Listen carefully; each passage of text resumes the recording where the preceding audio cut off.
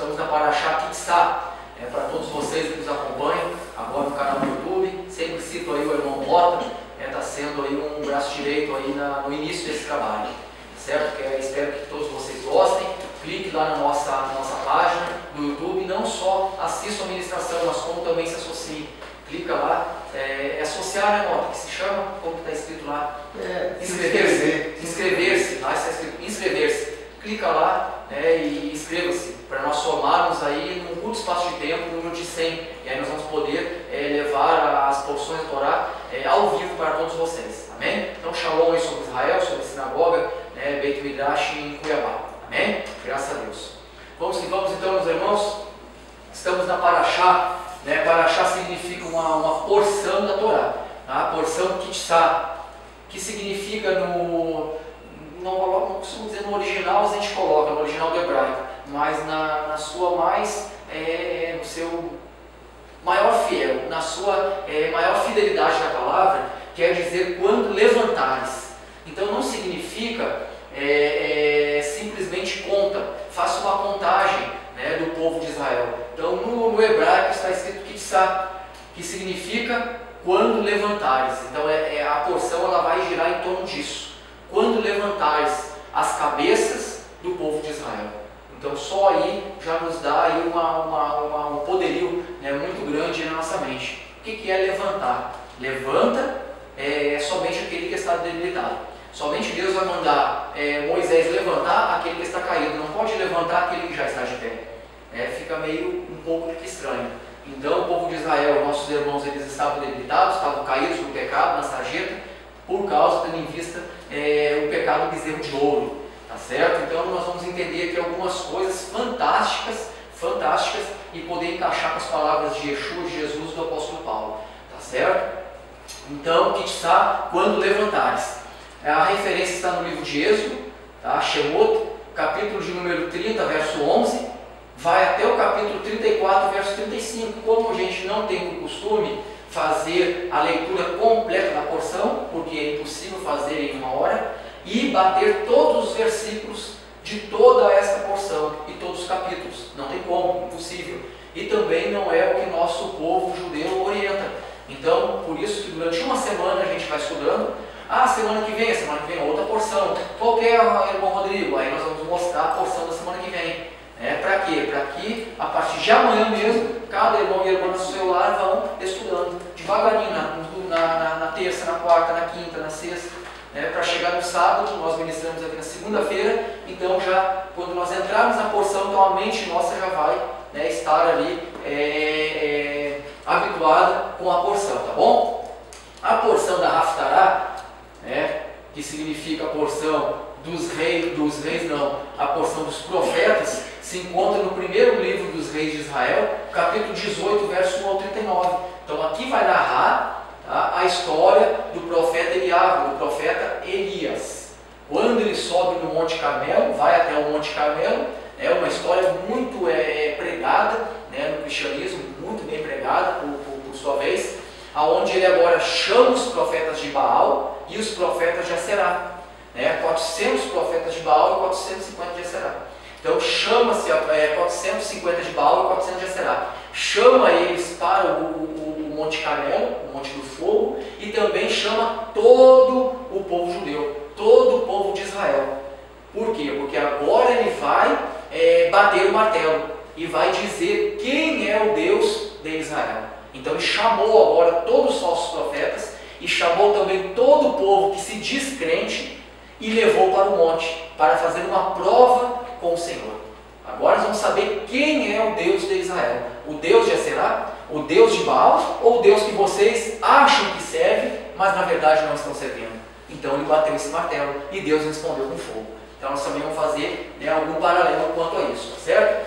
E aí a porção do Novo Testamento está lá em 1 Coríntios, capítulo 8, verso 4 ao 13, porque por isso que aqui é uma casa que se diz judaico-messiânica, tá certo? Para distinguir, somente para distinguir, poderíamos muito bem dizer que é uma casa judaica, só isso, mas os anos se passaram, então as perguntas vêm. Poxa, você crê em Jesus ou não? O judeu matou Jesus, como que o judeu pode agora crer em Jesus? Então são todas essas questões que nós temos que responder. E nossos irmãos já há séculos atrás já colocaram essa resposta. Poxa, aqui então é uma casa judaica messiânica, tá bom? Já querendo dar a entender que somos judeus crentes em Jesus. Por isso que nós utilizamos aqui sim o Novo Testamento, tá? Chamado de Novo Testamento.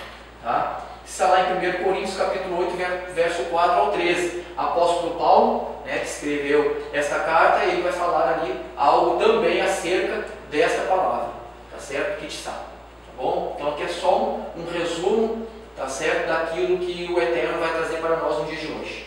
Tá? Eu vou fazer leituras, tá bom? Eu sei que vai ficar, tentei corrigir, mas não consegui, vai ficar um pouquinho ruim para vocês poderem enxergar, somente quem tem uma vista bem boa mesmo, tá? Mas eu vou estar lendo, só se ficar ligado aí, tá? De forma audível, que vai dar para prestar atenção legal, mesmo que visualmente não consiga, tá bom? Vou fazer umas leituras e aí eu vou fazer comentários, tá bom? Quem puder acompanhar na tela, amém. Se não, só de forma audível, presta atenção. O nome Kitsa lança luz sobre a questão. Literalmente, Tissá significa levantares. A frase completa é: quando levantares as cabeças dos israelitas. Vamos fazer uma leitura aqui rapidinho, somente de Êxodo capítulo 30, verso 11, tá? Onde inicia a porção, tá bom? Estamos lá no livro de Êxodo. Por isso que as porções elas vêm seguindo. Desde Gênesis vai fechar em um ano, a gente fecha Deuteronômio. Vai até Deuteronômio, tá? Estamos agora em Êxodo, capítulo 30, verso de número 11. Então aqui começa a porção. E lá diz: falou mais o Senhor, o Eterno, a Moshe, a Moisés, dizendo: quando tomares a soma dos filhos de Israel, conforme a sua conta, cada um deles dará ao Senhor o resgate da sua alma, quando os contares, para que não haja entre eles praga alguma quando os contares. Então aqui é o início da porção. Então aqui toda os nossos escritos aqui vão girar em torno desse versículo aqui 12, tá bom? Que é o início da porção. Quando tomares a soma dos filhos de Israel, amém? Então quando os contares. Então Ferreira de Almeida traduziu, tá certo? Entendeu que era somente uma contagem, porque Deus manda Moisés contar o povo através da moeda, meio shekel, meia moeda. Então Ferreira de Almeida traduziu: quando contares o povo. Só que no original do hebraico está a palavra Kitsa, ou seja, quando levantares. Então veja bem como é difícil para um tradutor. Por isso que a Bíblia Sagrada, eu costumo dizer que ela foi traduzida sim por Ferreira de Almeida. Tem outros tradutores. O mais conhecido no meio cristão, Ferreira de Almeida, fez um belíssimo trabalho. Por isso que tem a RC, Almeida Revista e Corrigida. Existe a ARA, Almeida Revista e Atualizada, são as mais comuns. Agora vem a pergunta: a Bíblia Sagrada, a Palavra do Eterno, não só a Bíblia, mas Palavra do Eterno, ela precisa ser corrigida? Não. Ela precisa ser atualizada? Não. Ela precisa ser revista? Não. O que precisa ser atualizado, revista e atualizada são as traduções. Quando eu há 6 a 7 anos atrás, poxa, me toquei nisso, poxa, mudou bastante, né, a forma na qual eu comecei a ler a Palavra de Deus. Aí que eu me interessei pelo hebraico. E aí fiz ali um cursinho, vamos colocar água na canela, que eu considero, né, fiz à distância, vinculado à Universidade Hebraica de Jerusalém, Teacher, e aí eu fiz o nível A, o basicão. Depois eu fiz pela Hatzion, a sinagoga Hatzion, o nível 1, a alfabetização hebraica. Só aí já me quebrou o galho. Poxa, me ajudou bastante a discernir algumas coisinhas, e é isso que eu procuro passar para os irmãos. Então, o que a gente acha que é tão pouquinho que a gente aprende, poxa, olha o quanto que me ajudou. Quando eu vejo, eu consigo fazer essa leitura do verso 11 e 12, quando eu vejo, olha a palavra Kitsa, ou seja, Kitsa Roche, ou seja, quando levantares os cabeças, Bnei Israel, dos filhos de Israel. Caramba, Kitsa Roche, Bnei Israel, quando levantares os cabeças dos filhos de Israel. Então os cabeças vão ser levantados, então eles estavam caindo. O que está acontecendo? Eu comecei a ler de uma maneira diferente. E a Ferreira de Almeida simplesmente traduziu: quando contares o povo, tal, assim, assado. Então parece que a gente A gente lê, mas não entende. Agora, se a gente lê e entender, então a gente vai colocar em prática. Porque a leitura vamos colocar que é a metade. A outra metade vem a prática. Aí a gente vira o quê? Né, como se fosse uma bola, né, bem redondinha, desce redondo mesmo, certo? Porque senão vai ficar pela metade. Pronto, tá vendo? Desce redondo, bom vinhozinho, né? Bom, Rodrigo, aí é uma questão cultural que o João Ferreira desconhecia de forma grotesca, né, que originou essas traduções errôneas da forma como ele fez. Porque não conhecia a tradução. Não conhecia exato. Então ele achava. É o achismo Isso, dele, né? E esse achismo dele adentrou 500 anos na nossa cultura. Exato. Por isso que hoje nós não temos assim, quando falo nós, eu me refiro ao passado, né? Assim, o êxodo, a gente só via Mar Vermelho, travessia, pulava, quando chegava e desprezava praticamente, né? Sendo que tesouro aqui. O hebraico vai ajudar bastante, né? Entendeu? Aí a Bíblia começou a ser corrigida, atualizada. Opa, esse erro que houve um erro de tradução. Tá entendendo? Aí começaram as traduções. Aí por isso que veio a corrigida, a atualizada e tal, e por aí vai. Amém? Então aqui como a gente está buscando, né, digamos entre aspas, para não se vangloriar no original e tal, mas a gente busca ali no hebraico. Então muito que ajudou. Entendeu? Levanta agora o povo. Então a gente vai entender o porquê que Deus deu essa instrução para Moisés. E interessante também, logo no início, para a gente começar a leitura, Deus fala para Moisés, olha, você levanta os cabeças, os roche, e comece a contagem. Aí vem, o judaísmo é bacana por isso, não para converter ninguém, não é para converter a uma religião, sempre procuro deixar isso bem claro. O judaísmo é lindo e muito bacana, porque vai nos ajudar a conhecer o Eterno. Vai nos ajudar a ler a palavra de Deus de uma forma mais clara e mais profunda.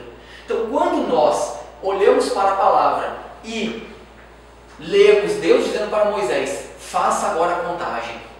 Fique agora você e Arão, coloque eles em fila, hoje nós conhecemos por fila indiana, né? Coloque eles um atrás do outro e eles vão ir até você. E aí eles vão colocar meio shekel, está lá na palavra, em Êxodo 30, segue os versículos.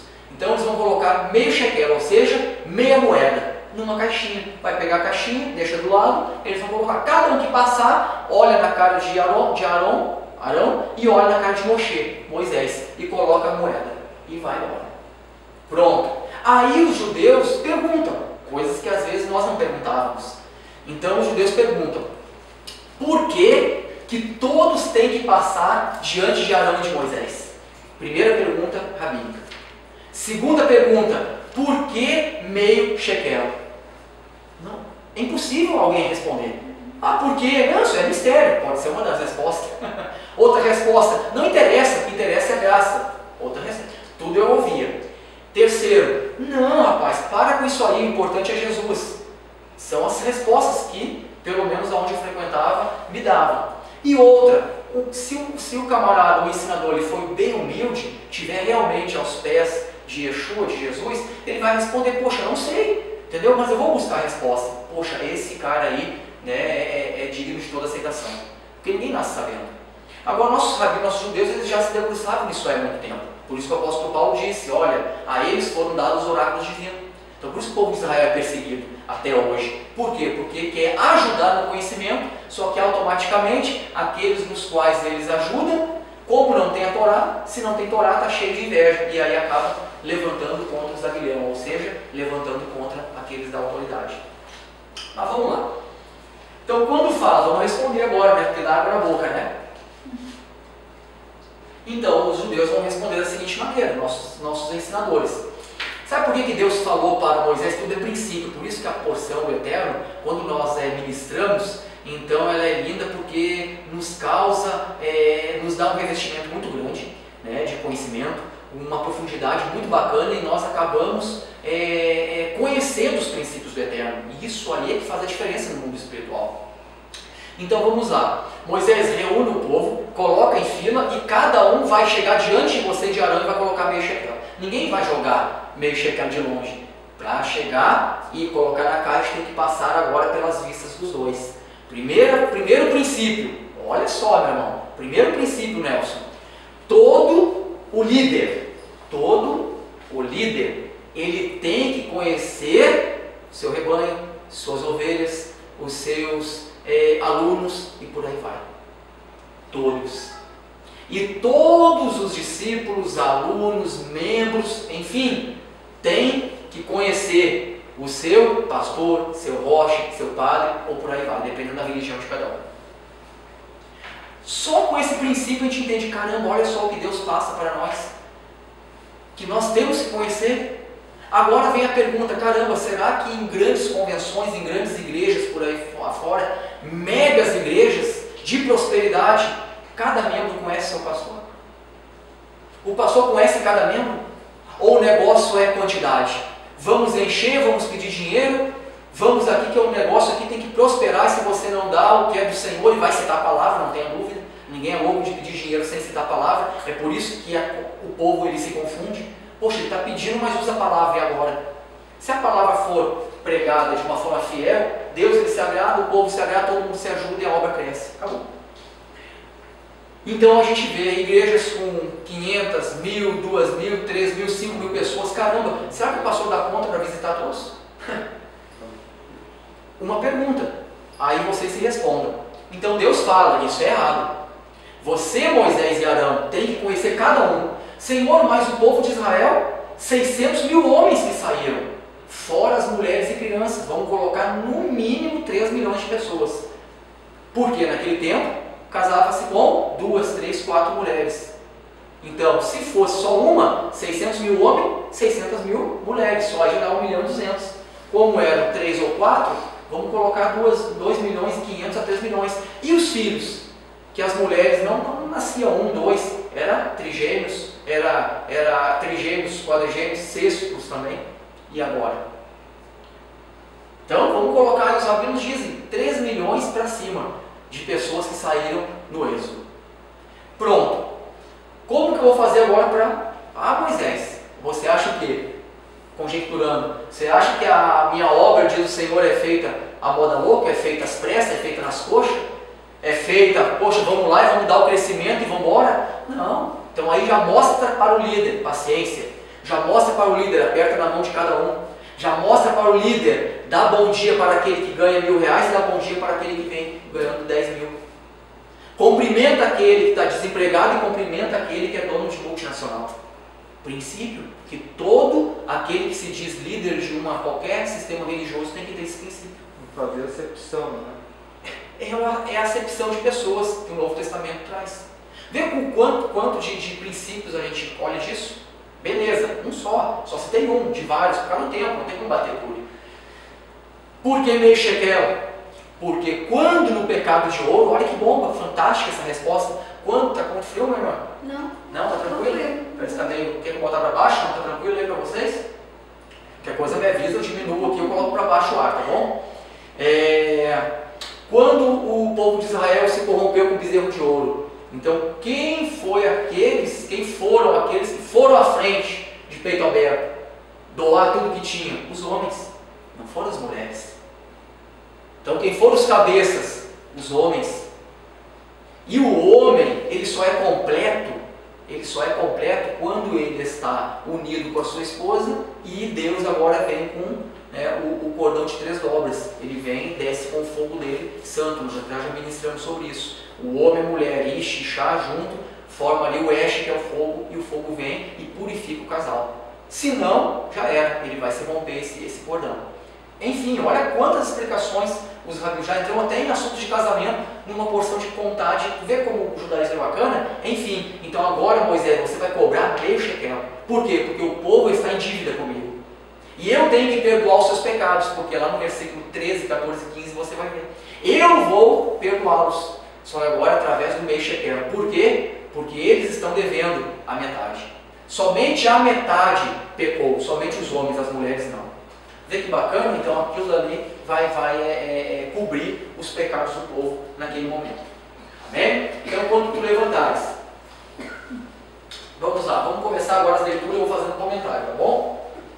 Vou colocar só um pouquinho para baixo. Vamos lá. Agora vamos fazer as leituras. O nome Titsá lança luz sobre a questão, literalmente. Titsá significa levantares.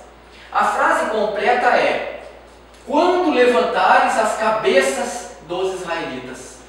Embora seu sentido idiomático seja quando recenseares os israelitas, faça o censo, faça a contagem. A acepção literal indica que todo o teor da paraxá, desta porção, constitui um processo por meio do qual o povo judeu se elevou a alturas que não teria alcançado de outra maneira. Parece complicado, fica calmo. Nós vamos descomplicar. Essa porção é bombástica.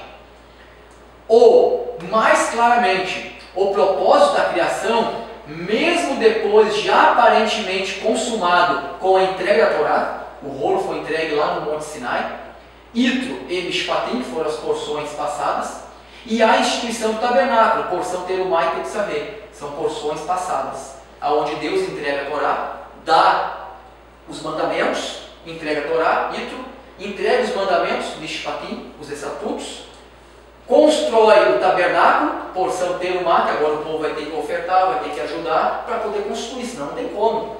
E a porção Tetzaveh.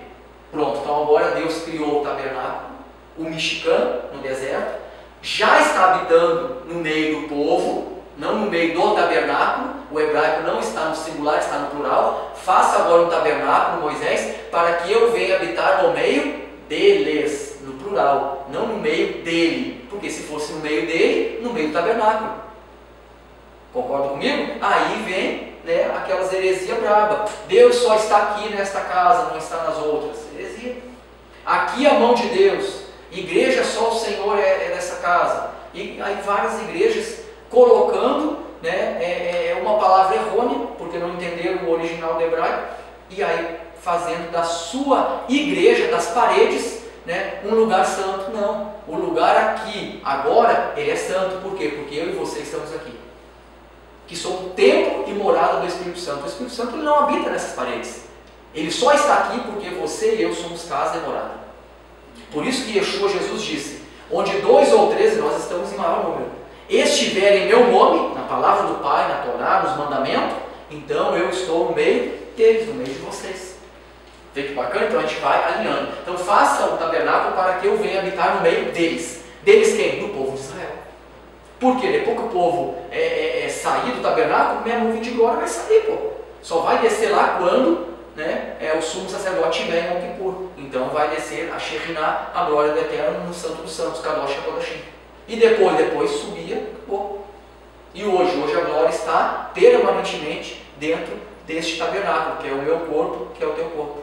Por isso que nós não podemos pecar contra o Eterno, vacilar contra o Eterno, e por aí vai. E a Torá vai nos ensinar tudo isso. Amém? Vamos lá. Então, para que Deus pudesse elevar o povo, isso é bombástico, para que Deus pudesse elevar o povo tinha que cair. Caramba, então Deus permitiu, e Deus, num certo ponto, entendeu a caída do povo, entendeu. Por quê? Porque ali já está mostrando a graça. Ali já está mostrando o Calvário. Ali já está mostrando Yeshua. Ali já está mostrando o Monte Gólgota. O monte chamado também de caveira, porque parece com uma caveira. O nome é estranho, caveira, parece com uma caveira. O Monte Caveira, o Monte Gólgota, aonde Yeshua foi crucificado. E ao terceiro dia ressuscitou. Então já está o plano ali. Ou seja, o povo vai descer, né, num pecado tremendo, para depois eu poder levantar.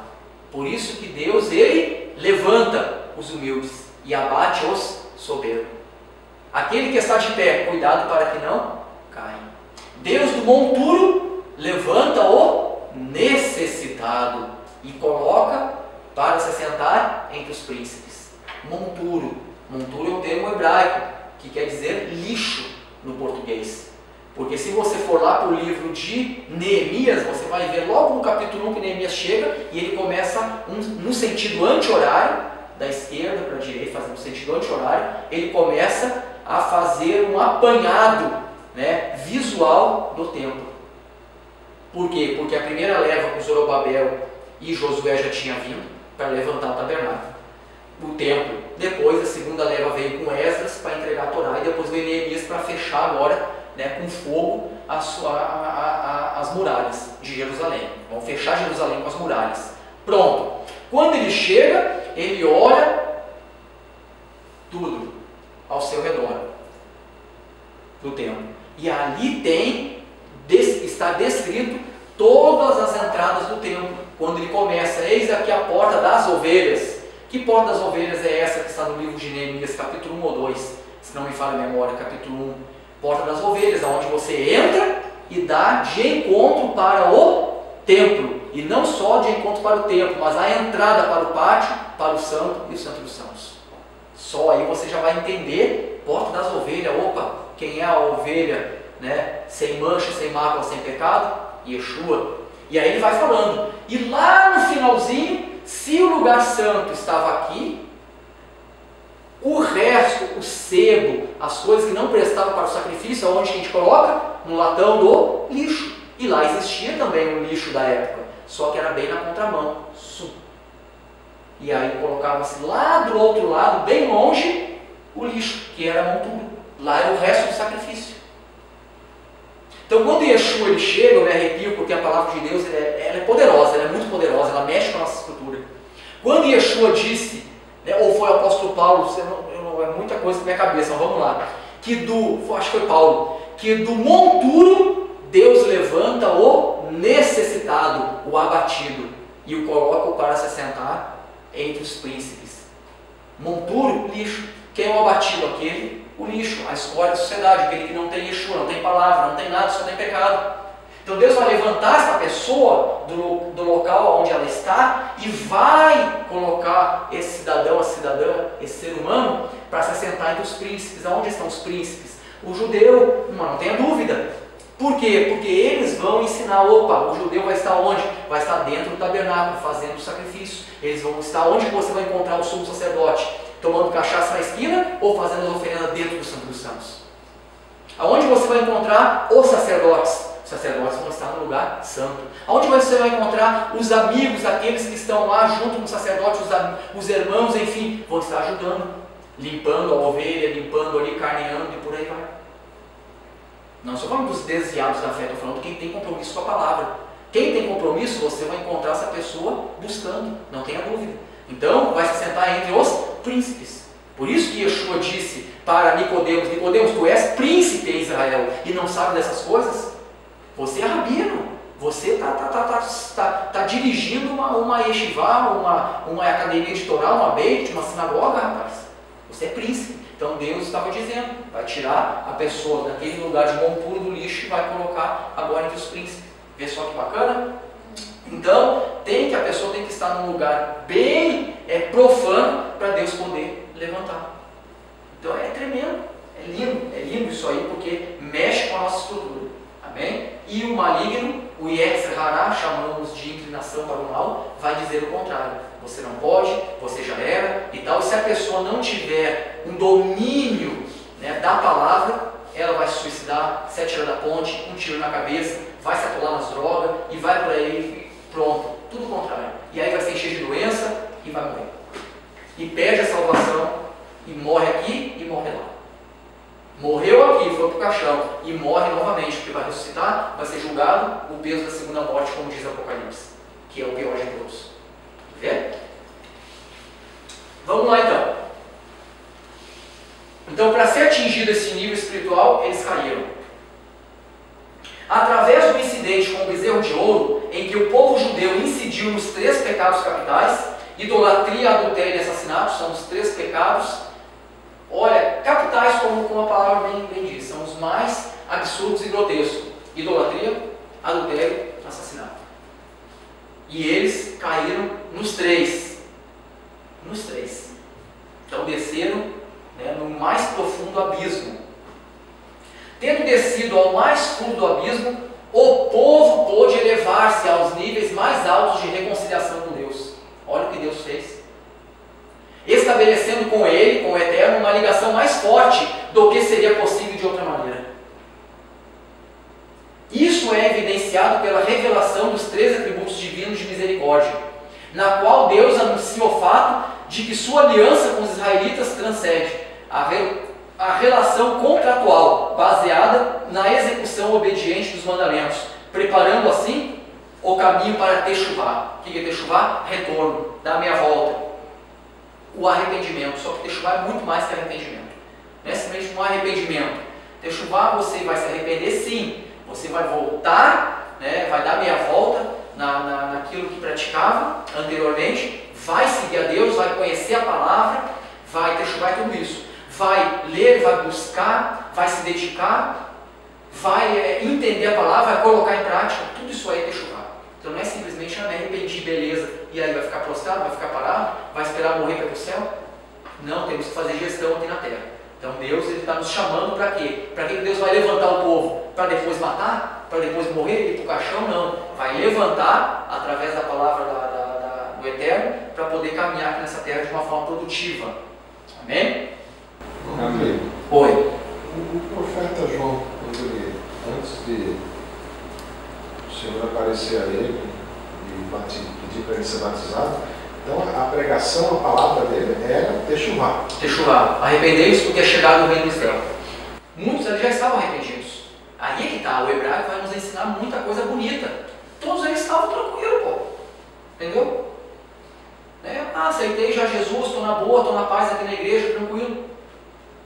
Entendeu? Mas não estavam o quê? Colocando em prática. Não estavam lendo, não estavam meditando. Ler é uma coisa, meditar é outra. Ler é fazer uma leitura. Pronto, capa a capa. Se a pessoa não é um analfabeto, ela vai conseguir ler, concorda comigo? Ela vai ler. Agora, meditar é muito mais. Meditar é ler, é parar, e às vezes um versículo você fica ali a madrugada toda.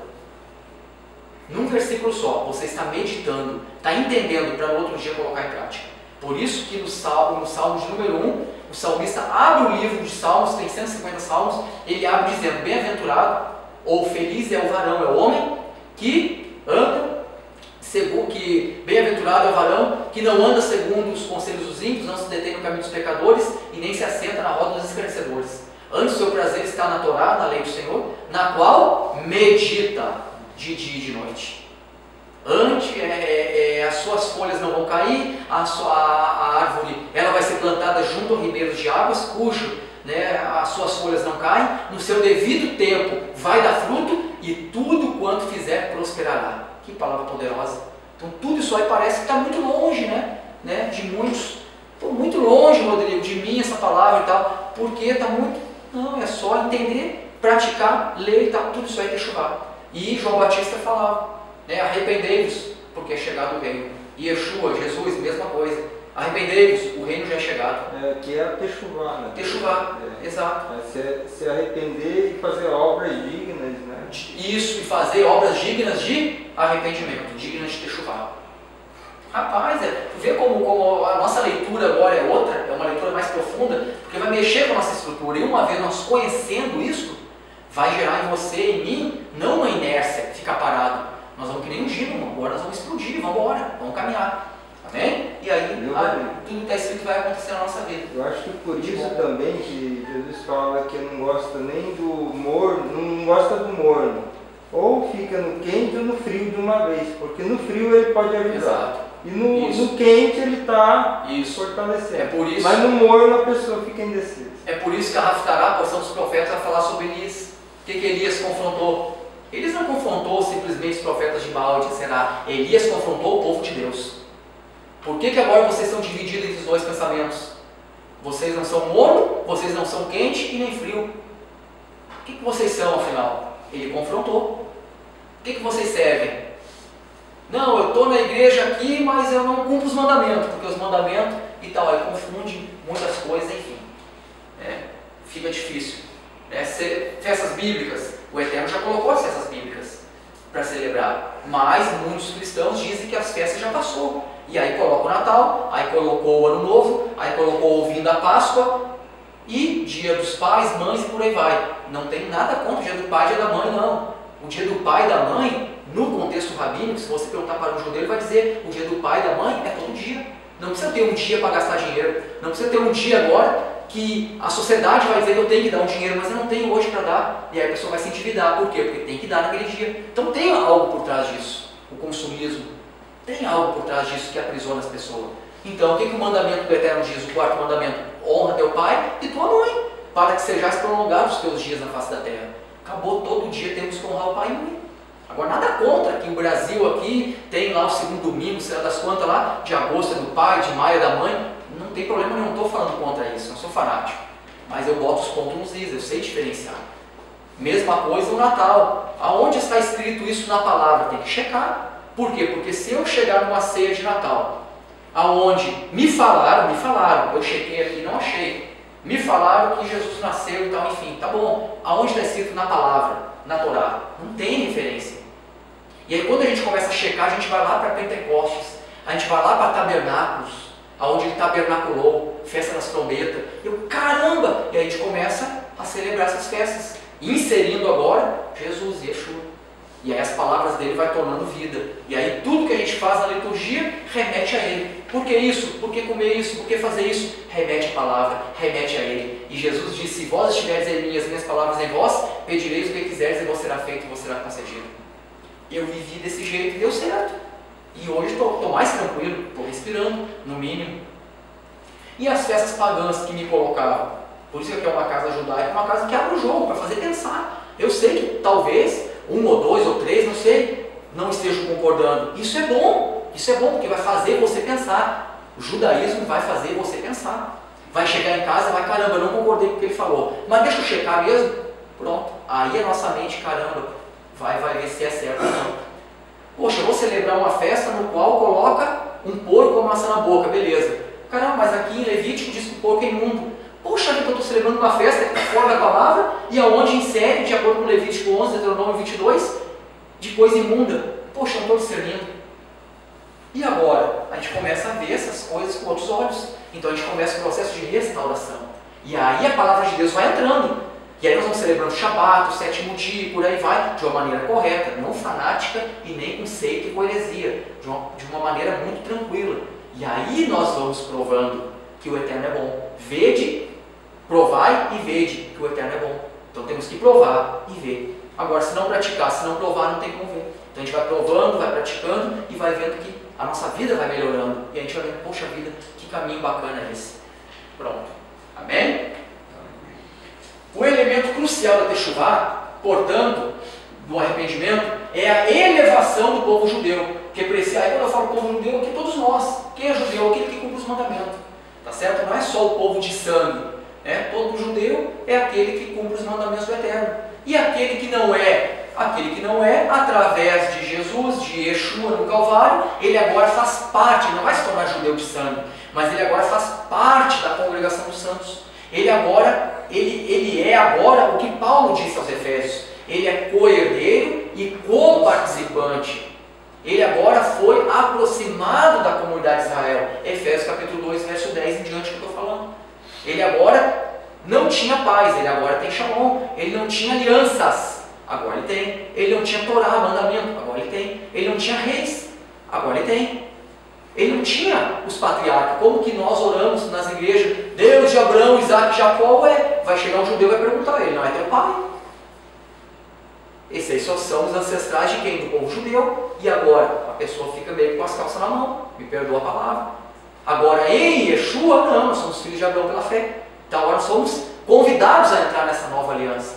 Então agora nós temos, sim, patriarcas. Abraão, Isaac e Jacó também são os nossos ancestrais.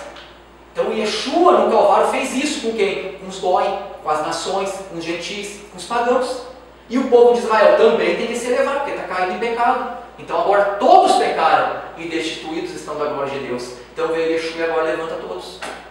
É isso que Paulo fala em Romanos capítulo 11. Você que nos assiste, preste atenção, aí em casa, Romanos capítulo 11. Ali está uma bomba, algo tremendo do Rabino Shaul, o apóstolo Paulo. Quando ele fala: Deus agora quebrou os vasos, os galhos naturais, para enxertar no lugar daqueles que estão caídos e quebrados, quem? O jambuzeiro. Quem é o jambuzeiro? O mato. Quem é o jambuzeiro? Aquela árvore que não dá nada, que éramos todos nós. E agora, contra a natureza, porque a Torá fala que é proibido fazer o enxerto, olha aí. Contra a natureza, vós fostes enxertados. Então tem que cuidar até mesmo do pronome pessoal. Quando Paulo fala nós e quando Paulo fala vós. Percebeu isso já? Então, quando Paulo fala nós, ele está se referindo a quem? Ao povo judeu, está falando a ele que é judeu. Nós, quando ele fala vós, ele está falando a quem? Aqueles que não são judeus. Se todos aqui fossem, por exemplo, Paulo estivesse aqui, ele ia falar nós, meus irmãos e tal, porque todos aqui são de tribos de Israel. Agora, se tivesse alguns que, ou a maioria não é, mas está aprendendo a Torá, está aproximando o Deus de Israel, quer cumprir os mandamentos, o que Paulo vai falar? Vós que no outro tempo eres gentis na carne, vós que no outro tempo, olha que ele fala em Efésios, que não cumpriu os mandamentos, que não faziam isso e aquilo, através do sangue do Mashiach, do Messias, vós que estavais longe da comunidade de Israel, agora chegastes perto. Agora vocês têm patriarca, vocês têm aliança, vocês têm shalom, vocês têm isso, isso e aquilo. E vocês agora estão junto com o povo de Israel, formando o quê? O Israel de Deus. Judeus e não judeus, formando a família de Deus. Judeu vivendo como judeu, cumprindo os mandamentos, e os goi agora aproximados. E aí sim, não para agora, é lógico, mas aí essa casa também ajuda todos que aqui se chegam com essas dúvidas. Como que eu faço agora? Eu cumpro os mandamentos que é só para judeu? Não, circuncisão é só para o judeu de sangue. O goi não faz isso. Vestes, kippá, talite, o povo de Israel usa. Aquele que achar que é descendente ou acha legal ou entende isso, tem que entender, senão vira um modismo, está aberto, pô. Fica na boa, fica na paz, fica na shalom. Agora tem coisa que é somente para a casa de Israel, que muitos na época queriam fazer. Vamos circuncidar, vamos embora. E o cara já estava com mais de 30 anos de idade. Por isso que Paulo chamava eles de mutilador da carne. E muitos cristãos, não estou falando do cristianismo como um todo, senão ia generalizar, mas quase 80% interpreta as palavras de Paulo aos Gálatas de forma errada. Mutiladores da carne, quando Paulo fala, está pregando contra a Torá. Não, muito pelo contrário, Paulo nunca pregou contra. Paulo nunca pregou contra a circuncisão, ele só falou mutiladores da carne, porque aqueles que não eram judeus queriam agora circuncidar para se tornar judeus. Não precisa disso, somente crer no sangue, acabou, do Messias. Por isso que eles eram mutiladores da carne. Por que mutiladores da carne? Porque eles iriam cortar o prepúcio agora, depois que passou os 8 dias. A Torá diz em Levítico que nós devemos ser circuncidados no 8º dia. Passou o dia, isso acabou. E eles agora se convertendo com 30, 40, 50 anos, 60 anos, 70 anos. Caramba, que legal! Eu tenho agora que fazer pacto dessa aliança, eu tenho que circuncidar. E Paulo, não, você é mutilador da carne, não faça isso. Não faça isso, porque Yeshua morreu para você agora ser circunciso de coração. Então a circuncisão de coração. Pronto. E o judeu de sangue, circuncisão da carne e também de coração, a principal do coração. Então Paulo pregava muito sobre isso. Então bacana a gente entender esses princípios aí para não dar tiro no pé. Vamos lá então, para fechar aqui. Portanto, a elevação do povo judeu que precisa ocorrer mesmo depois do recebimento da Torá e da instituição do tabernáculo. Vê só, vê como fala conosco? Então o povo agora nesse contexto, ele se encontra com a Torá na mão, os mandamentos, já instituiu, né, ou seja, já formalizou o ritual dentro do Mishkan, tabernáculo, já está em pleno vapor, em pleno funcionamento, e é bem nessa hora que o povo cai no pecado capital, né? Adultério, assassinato e idolatria. Caramba, e agora? Esse adultério de Deus e não sexual. Direto, meu irmão. Direto. Concordo contigo em parte. Que o adultério não é só, não. Visivelmente já foi. Não precisa ir só no bordel, não. Tá entendendo? E não é só isso também. Entendeu? É deuses estranhos, é celebrar festas pagãs. Adultério. Está adulterando com o eterno. E aí a gente, poxa, aí eu ia falar coisa aqui que sacode mesmo a estrutura, meu irmão. Arrebenta os pés das cadeiras de plástico. Tá entendendo? É o que Elias confrontou. O cara está cocheando dois pensamentos. O cara está numa festa pagã, mas está numa festa bíblica. O cara está aqui, mas está lá. E fica oscilando. Tá entendendo? Nós vamos falar de repente um pouquinho sobre isso. Valeu? Mas aqui neste momento, entendeu? Meu irmão, o Paulo estava cantando bonito. Era isso aí que você falou? E mais ainda. E mais ainda. Adultérios. Tudo, meu irmão. A ponto de Finés. Não lembra de Finés? Não lembra de Finés? Que pegou aquela lança, aquela baita lança, e transpassou tanto a mulher, né, cananita, quanto o rocha, o cabeça da casa, porque era príncipe. A mulher corrompeu o príncipe, meu amigo. E Finés viu aquilo dali, meteu a lança. Não entrou lá dentro, meteu a lança por fora. Pegou dentro da barraca onde eles estavam. Transpassou os dois, ó. Pegou tanto nele quanto na mulher, eles estavam juntinhos. Transpassou. E quando transpassou isso aí, pronto. A terra voltou ao normal, parou, a gente caiu no buraco, tranquilo. A mortandade parou, cessou. Só que morreram milhares. Milhares morreram naquele momento. Então a gente tem que tomar conta, tem que tomar, de vez em quando, temos que dar aquela exortada para quê? Serve para mim, para você, para todos nós, para visitante, para aqueles que vão vir, entendeu? Mas não tenha dúvida, porque Salomão disse em Provérbios, não havendo profecia, o povo se corrompe, mas aquele que guarda a lei é ser feliz, a Torá. Então de vez em quando a gente tem que dar uma palavra, mesmo que exortativa nesse sentido, nua e crua, para realmente a gente ficar ligado, né? Combater o Yetzer. Amém? Então eles estavam, meu irmão, fazendo de tudo um pouco. David ia perguntar no vídeo. Estou tomando água, para aproveitar agora. Aqui a festa que fizeram o bezerro de ouro, né? Era uma entidade que era um mediador, porque eles achavam que o Moshe não ia voltar mais. Então vamos fazer um novo mediador. Entendeu? Então fizeram o bezerro de ouro. E o ritual dessa do bezerro de ouro também tinha adultério junto no meio, essas coisas também.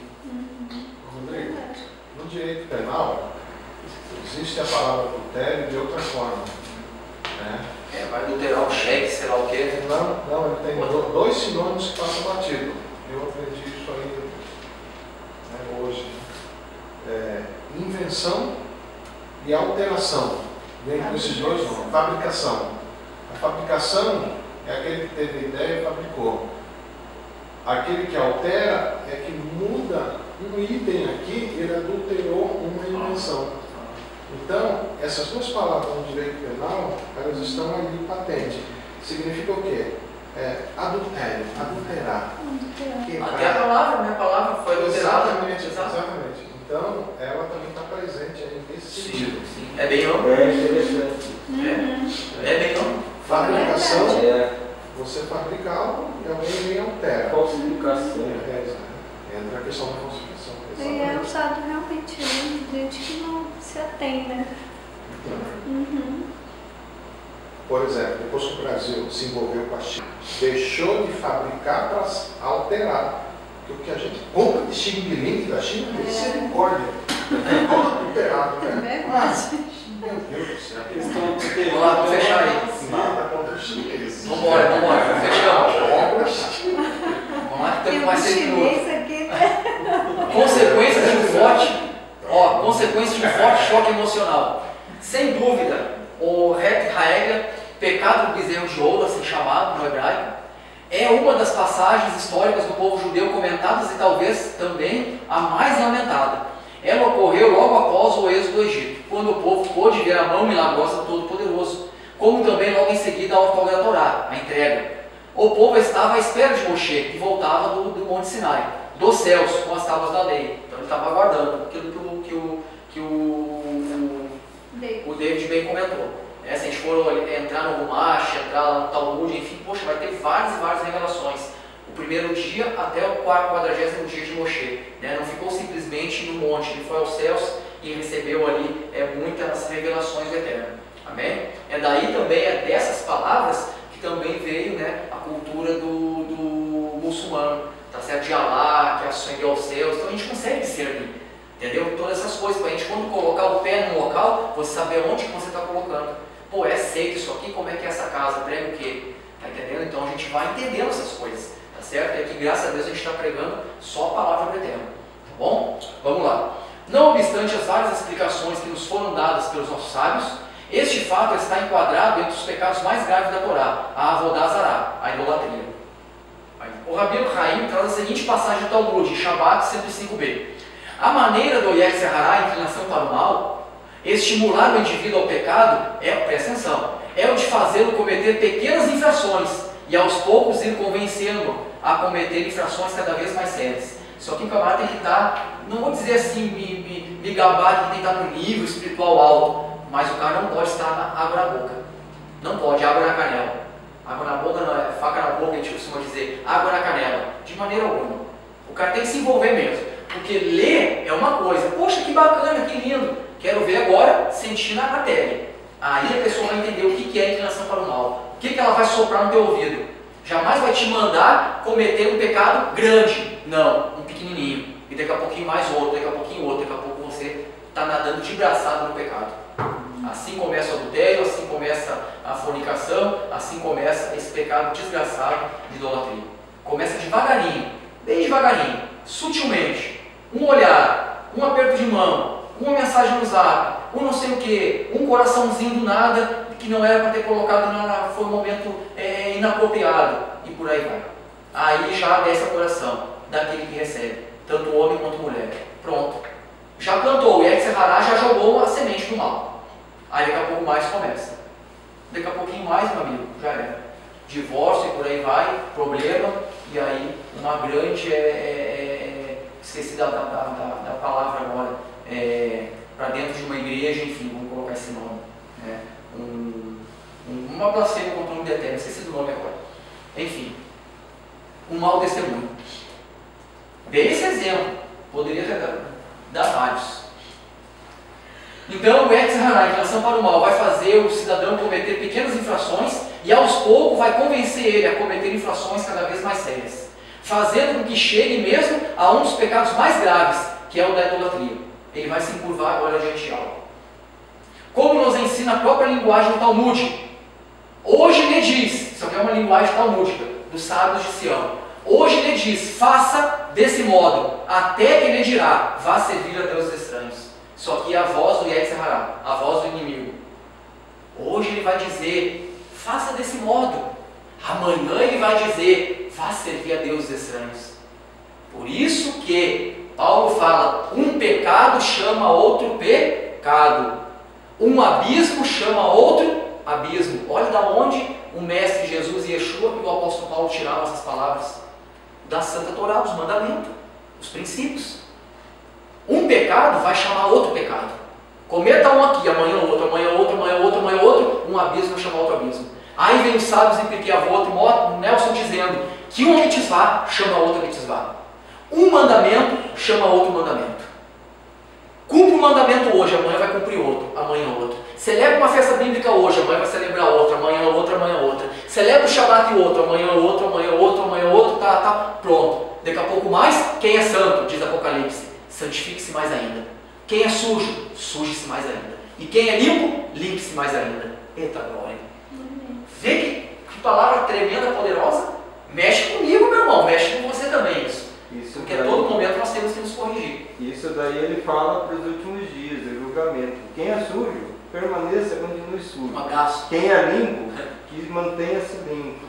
Porque o julgamento está aí. Valeu. Depois uma hora faz um estudo do Apocalipse, o mestre do Apocalipse aí, o Mota aí. Tem 3 ensinos lá fantásticos lá. Eu já cliquei lá na página no YouTube. Obrigado. Vamos fechando aqui. Esse pouco a pouco. Já vamos dar um intervalo, tá? Esse pouco a pouco, eu percebo aqui no Duque de Caxias, né? Tem um semáforo ali que ele pede para você parar, e justamente você vem de sábado ou domingo, 3 horas da tarde, não tem ninguém, aí você vem tranquilo ali, de repente aquele semáforo, ele luz vermelha. Aí você vai e para. Aí você olha para a sua esquerda, que é uma via, não tem ninguém. Aí você olha para o semáforo. Aí quando você olha no espelho, você vê um monte de moto. Aí vem os carros ali atrás, as Hilux. E tem alguns que passam e dão e você vai embora. Mas eu estou preso pelo semáforo. Aí eu falo, gente, para que ninguém vai para parar? Por que ninguém para? É esse pouco a pouco, talvez o rabinho também. Tudo é pouco a pouco. Quer dizer, se a gente não tem condição. Começa a refletir na vida do nosso dia a dia. Quando vê uma luz, um pai, isso aí vai abrir parâmetro para coisas grandes, para você fazer coisas piores. Isso. Até ele perder a vida. É isso aí. A corrupção começa. É verdade. Até um detalhe assim, lá nos Estados Unidos, regra e lei é para ser cumprida. Aqui no Brasil é para ser quebrado. Essa é a leitura que se faz. Infelizmente, mas isso é uma maldição. É verdade. E isso aí, quando entra na questão cultural, meu Deus do céu. Não consegue cumprir o mínimo. O mínimo, né? Não cumpre o mínimo, aí não cumpre nada. Entra nesse. Encaixa Boa. bem. Vamos trocando ideia aí. Vamos lá, vamos fechando aqui essa primeira parte. Aí depois na segunda, depois do cafezinho, tranquilo, 9 horas a gente fecha, tá, meus irmãos? A pergunta do Rabino Haim, depois dessa introdução, depois que ele faz isso, então o Rabino Haim ele pergunta: consta na Torá o seguinte versículo, está escrito na Torá, lá em Êxodo 32:8. Eu coloquei no hebraico e vou ler no português. Desviaram-se rapidamente do caminho que lhes ordenei, fizeram para si um bezerro fundido. Uma vez que um dos mais graves pecados que o Yetzer Hará estimula é o da idolatria, como podemos explicar que o povo de Israel chegou a fazer Avodah Zará, idolatria, sem que outras infrações menos graves há antecedência? Então depois do cafezinho a gente vai resolver esse fato. Nós acabamos de falar pelo próprio Rabino Haim que o Yetzer Hará, a inclinação para o mal que nós temos, ela vai devagarinho soprando no ouvido e tal, até a gente cometer algo grande. Porque agora que Israel estava tranquilo e já foi para a idolatria, ou seja, saiu do nada, deu um pulo e cometeu idolatria. Ele também tem uma resposta e aí vai nos ajudar eu também. Tenho um ponto a tomar de cuidado. vista sobre isso, eu tenho um ponto de vista. Uhum. Meu Claro, ponto de claro. vista. Show. Que ele não saiu do nada para o pecado. Sim. Ele começou primeiro a faltar a fé Claro. de que Moisés ia voltar. E aí falaram entre eles, mas ele está demorando. Então ele não vem mais, deve ter morrido lá. Já faltou a fé a isso. E aí ele começou. Tá lendo Talmud, né, meu irmão? Isso aí está em Berahot. Se você não leu Berahot, sinta-se aí, bem acariciado por Deus aí, porque está lá em Berahot. Entendeu? Uma das respostas. Entendeu? Não tenha dúvida. Porque o Yetzer já falou. O Yetzer falou para o povo: Moshe morreu. Moisés não volta mais. Tanto é que a Torá fala que um dos serviçais fala: Moisés já era, morreu. Aí o povo: caramba, rapaz, morreu o líder, e agora como é que a gente vai fazer? Como é que vamos celebrar? Como é que vamos ir à sinagoga e tal? E começou a tocar o barata voa, como a gente fala no exército. Entendeu? E aí começou a acontecer isso, minha irmã. E aí o que aconteceu? Pecado no bezerro de ouro. Vamos colocar agora o mediador. Por quê? Porque o povo ele tem que tocar em algo. É aí que vem a idolatria. Tem que ter algo para me tocar, entendeu? Pronto, por isso que a arca não foi, nunca vai ser achada. O Moisés não se sabe até hoje, porque o próprio Deus que enterrou ele. Por quê? Motivo de idolatria. Hoje o povo vai lá no cotel, lá tem que estar a polícia lá, pô. A gente vê no YouTube, porque senão o cara quer arrancar um pedaço lá das pedras para colocar no bolso e trazer e fazer de amuleto ali, orar diante da pedra, entendeu? O povo ele é idólatra por si. Significa tudo aquilo no judaísmo, tudo aquilo que faz a pessoa se encurvar diante de algo. Amém? Então o Yetzer Hará pode também, aqui nós estamos falando do bezerro, de algo palpável, mas o Yetzer Hará ele pode soprar no ouvido da pessoa, algo pequenininho para ele cometer idolatria. Ou seja, olha, o que você vai comer amanhã? Olha, se você não trabalhar, não come. Olha, estão demitindo muita gente. Olha e tal, e começa. Aí a pessoa começa a receber aquilo, começa a descer o coração, e daqui a pouquinho mais, o que está acontecendo? Está cometendo idolatria. Lembra que no judaísmo, idolatria, acabei de falar e repito, é tudo aquilo, pode escrever que isso aí você vai passar no Enem espiritual judaico. Idolatria é tudo aquilo que faz o ser humano se encurvar. Se encurvar diante de quê? Justifique sua resposta. Se encurvar diante de algo. Se encurvou diante do dinheiro, diante de qualquer situação, idólatra. O que eu vou comer amanhã? Caramba, vem o Yetzer. Poxa vida, e agora? Puxa, está tão difícil mesmo. Aí liga a televisão, aquelas loucuras todas ali, caramba, é mesmo, poxa, aí o cara está aqui, está encurvado diante de alguma situação financeira, idólatra. E estou doente, caramba, peguei uma doença, puxa vida, caramba, e tal. Não é que a pessoa vai, que legal, estou doente, não. Mas não pode ser aquilo te levar ao ponto de ser idólatra. Ou seja, estou doente e tal, é mesmo, caramba, se encurvou diante de uma doença. Por mais que ela seja mais terrível, o Eterno é o Santo dos Santos. O Eterno é o Deus de Israel, em nome de Yeshua, que cura nós de todas as enfermidades. Amém. E acabou, pô. Sem teologia furada da cura de não sei do que. É só crer na palavra e pronto. Aí se a pessoa vê, está com câncer em fase terminal, mas é crente na palavra, vai estar tranquila, vamos esperar, aí a Torá vai ensinar nesses momentos difíceis. Também a pessoa entender, vai ficar mais tranquila. Senão ela vai chegar com um câncer, vou morrer e tal, o médico, 6 meses de vida, procura a família, vai falar com teus parentes, a pessoa está aqui, se encurvou diante do câncer, idólatra. Idolatria, por quê? Porque idolatria é tudo aquilo que faz nós nos encurvarmos diante de algo, sinal que nós colocamos o nosso Deus abaixo daquilo. É muito pelo contrário. Estou assim, estou assado, tal. Tem que levantar, olha a porção, Moisés, o povo está caído, levanta o povo.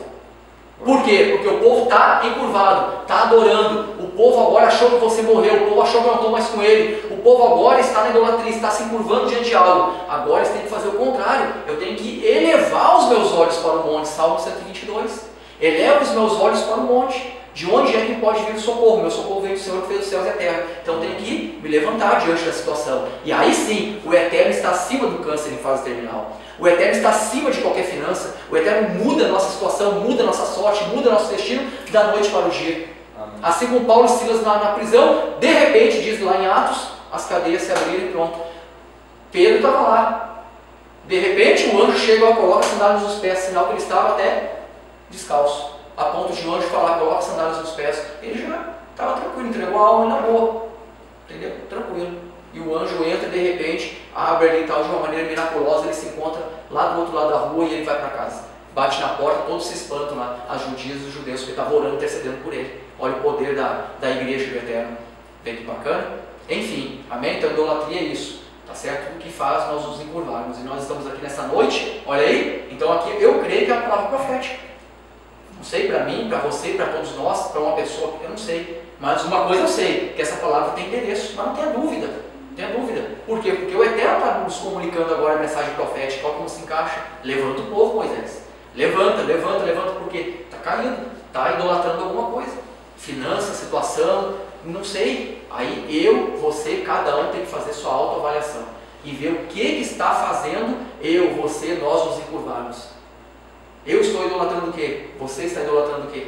O que me faz me encurvar? O que está te fazendo se encurvar? Hoje é o dia de ouvir essa palavra, e não é minha, desse magrinho aqui, é do Deus de Israel, do Eterno, que diz, levanta o povo, diga para o povo levantar a cabeça, diga para o povo olhar para os montes não estão lá embaixo, os montes estão no alto, porque o monte é poderoso, o monte é um campo de idolatria, não, o monte é o lugar que nós vamos levantar a cabeça, e aí nós vamos olhar para os céus e terra, e para os céus, e aí com certeza nós vamos adorar o Criador dos céus e da terra, o Eterno. Valeu? Vamos que vamos! Eu até arrisco a dizer que a raiz da idolatria é o medo. É o medo. Toda vez tem um medo por trás da história. É isso aí. O medo não é ruim no geral, né? Ele tem, os rabinos vão falar que o medo, de uma certa forma, ele é até bom num certo ponto. Quando vai te proteger. Entendeu? O extremo já era. Vamos tomar uma. O Rabino Rainha explica. Só para a gente fechar aqui, tá? O Rabino Rainha explica.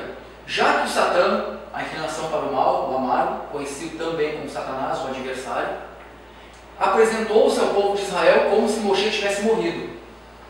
O povo sofreu um grande impacto emocional e, consequentemente, entrou em desespero. Isso pode acontecer conosco, então temos que ficar ligados. Tá? Com a ausência de seu líder, não sabiam quem os guiaria daquele momento em diante e como deviam se comportar, pois cada líder possui ideias diferentes de como agir. Uma situação. Esta era a situação. Portanto, muito propícia ao ex-Haná, inclinação para o mal. Uma vez que seus poderes, neste momento em especial, são ilimitados. Então, vou ler de novo.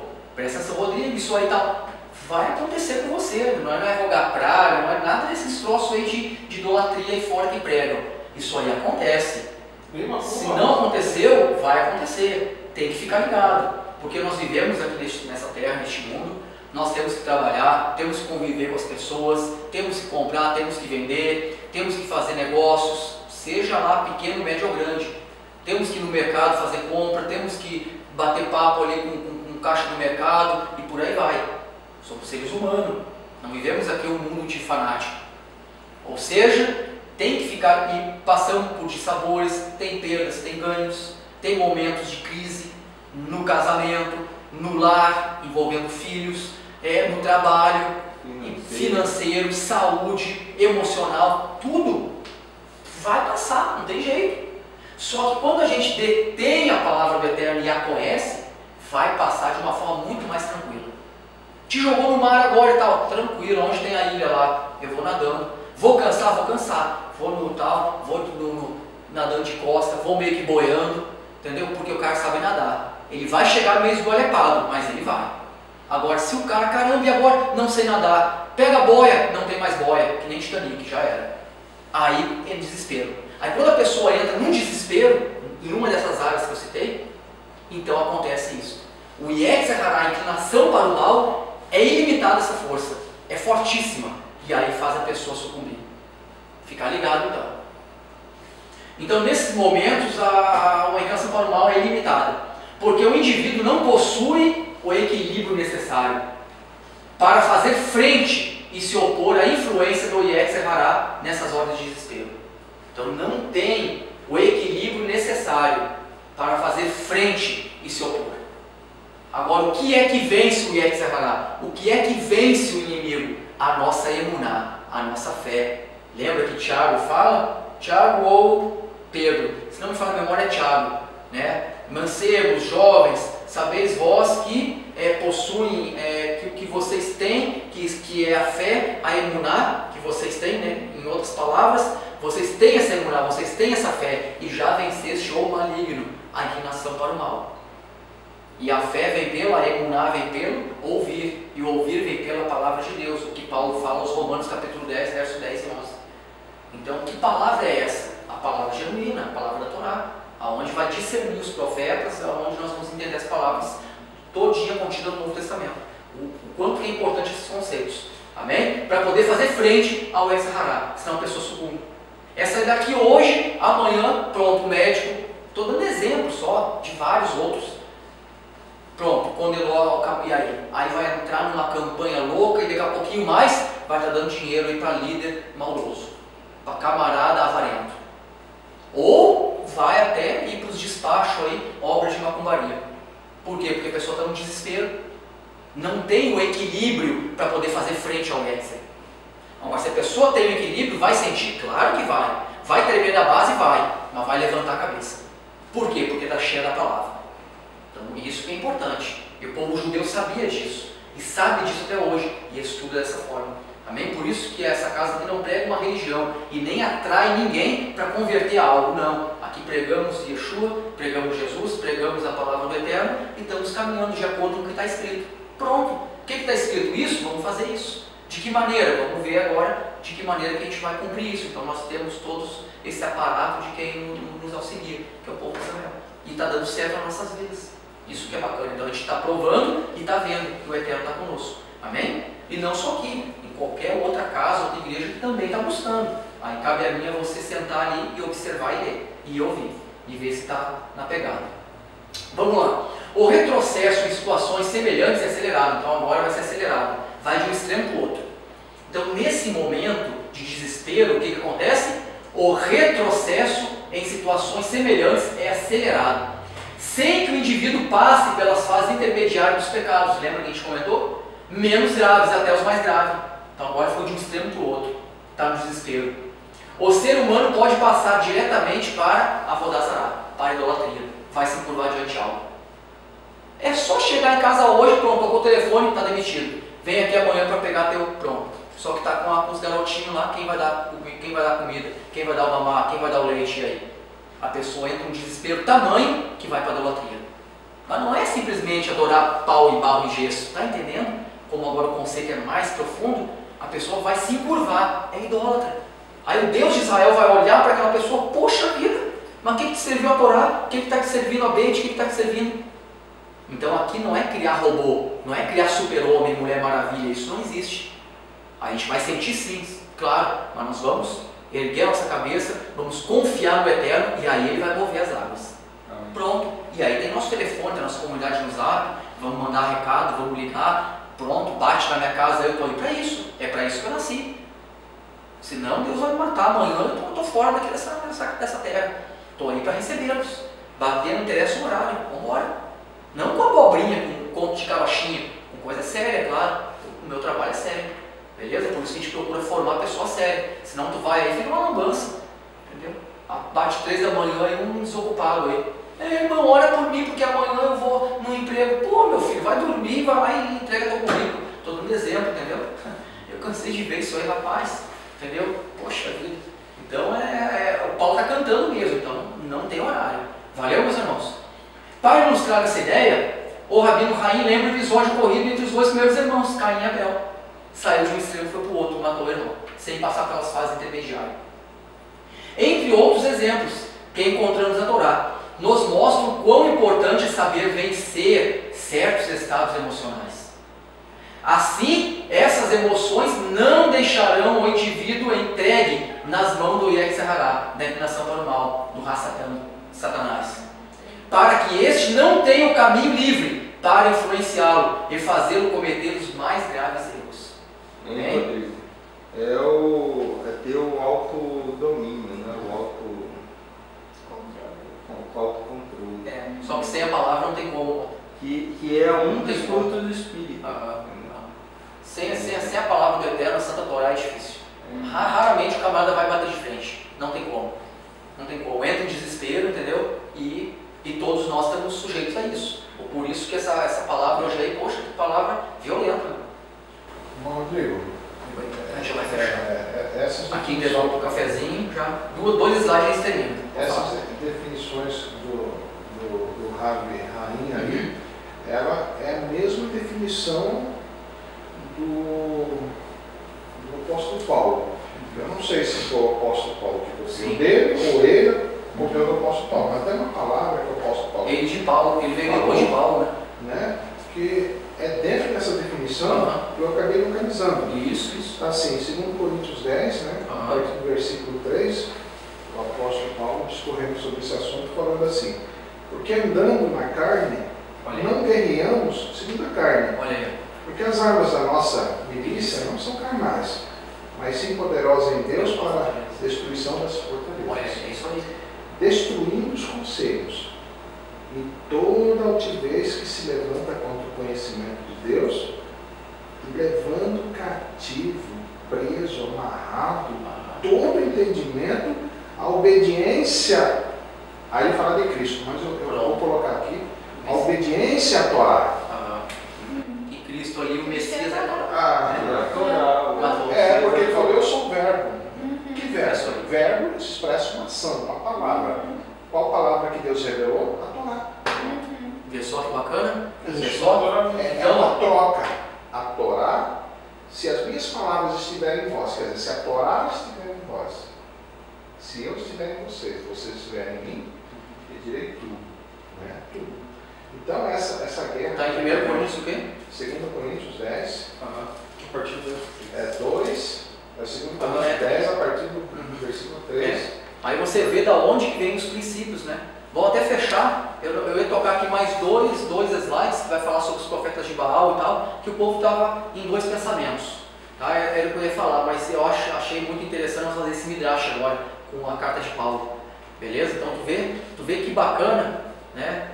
Olha que você acabou de fazer esse encaixe aí. Isso que é bacana do judaísmo messiânico.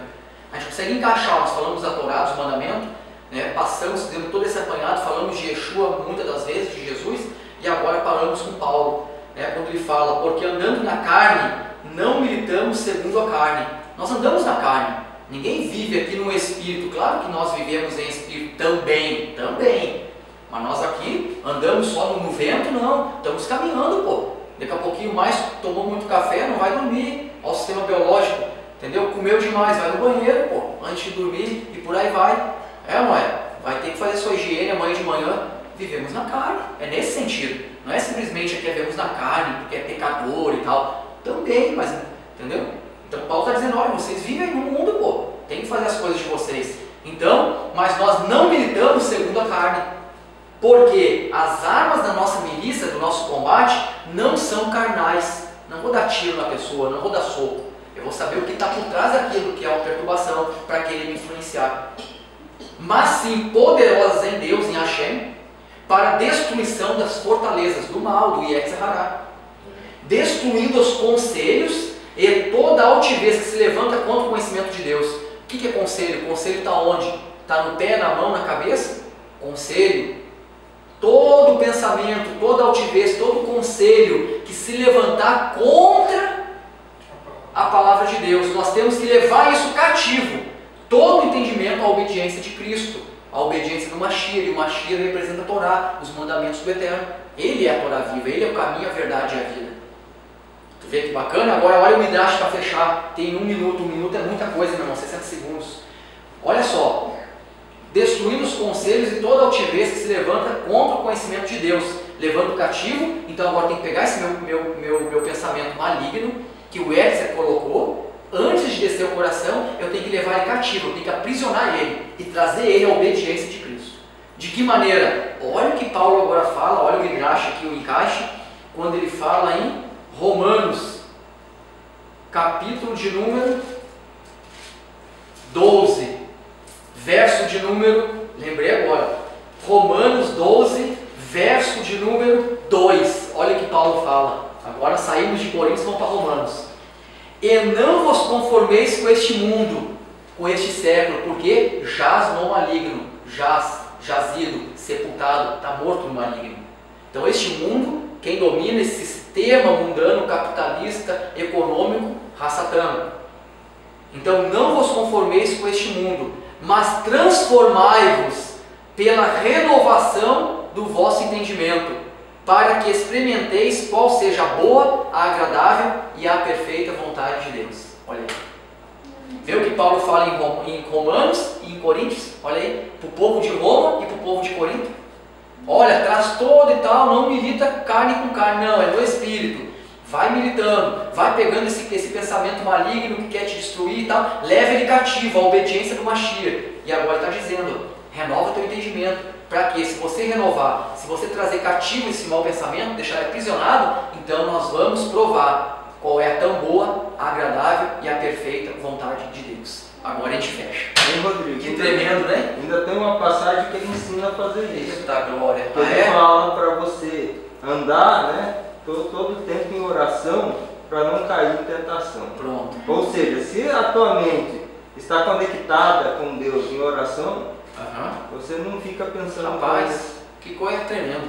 Tu vê como, então, a Torá, por fim, é isso. O que se a gente pudesse hoje responder? O que a Torá é isso aí? A Torá, que é os mandamentos, que é o Pentateuco, vai nos ajudar a absorver os conhecimentos, os mandamentos do Eterno. Através disso, dessa doutrina sã e sadia, a gente vai poder fazer uma releitura da Bíblia. Então, a gente pega um conceito hoje de paraxá de porção e entra nas palavras de Pedro, de Paulo, de Apocalipse, de tal. Você olha, caramba, olha só. Imagina nós chegarmos em casa hoje, durante a semana, começar a ler os versículos, os capítulos do Novo Testamento que falam sobre pensamento, que falam sobre carne, espírito, tal, com este princípio, sabe, que a gente aprendeu hoje aqui da Torá. Poxa, a vida é uma outra leitura. Aí a nossa vida, caramba, vira uma locomotiva, vamos que vamos. E tal, o cara atropela tudo, vence tudo. Daqui a pouco mais, o cara está que nem Pedro, falando, regozijai-vos nas aflições. Em outras palavras, dê risada nas lutas. Não é isso que ele fala? Seja paciente nas tribulações. Camarada, como que eu vou agora me regozijar nas lutas? Ser paciente nas tribulações? Vem aqui se colocar na minha pele, rapaz. Claro, o cara vai falar isso aí se não tem Torá. Agora, se o cara tem, ele vai se alegrar, pô. Mas que alegria é essa? Ele vai entender, eu sei em quem eu tenho crido. Se isso está acontecendo, é para um bom, é para um bem maior. Não tenha dúvida disso. É para um bem maior. Então a pessoa vai